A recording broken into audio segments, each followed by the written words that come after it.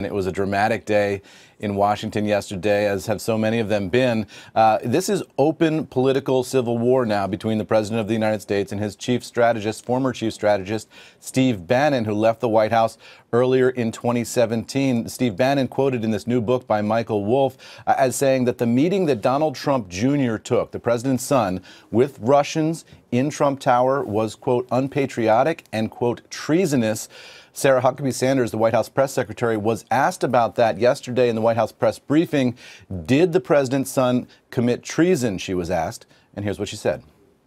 I think that is a ridiculous accusation, and one that I'm pretty sure we've addressed many times from here before. And if that's in reference to comments made by Mr. Bannon, I'd refer you back to the ones that he made previously on 60 Minutes, where he called the collusion with Russia about this president a total farce. So I think I would look back at that.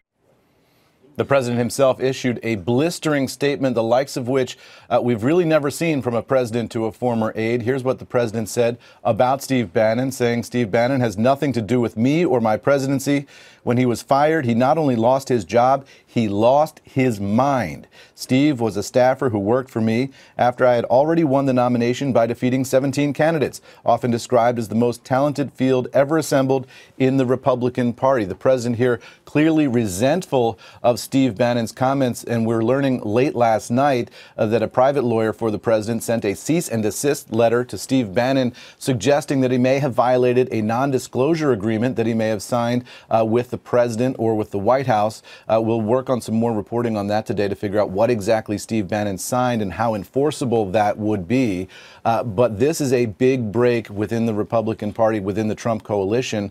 The question for the president is there any lasting political damage? Sarah Huckabee Sanders said yesterday that she doesn't think that the Trump base is going to fracture over this. In fact, she thinks they'll stay with the president. That's the political question. And then, of course, there are some legal questions here. Bannon suggests in this book that he believes, anyway, that the president took a meeting with the attendees at that Russian meeting after the official Russian meeting broke up with Don Jr. at Trump Tower back in 2016 during the campaign. Bannon wasn't at the Trump Tower meeting. He wasn't involved in the campaign until after that. So what does he know and who is he talking to? Those are open political questions as well. But another day of drama Eamon, at the Trump White House yesterday.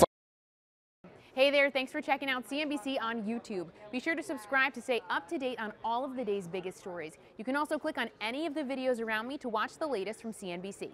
Thanks for watching.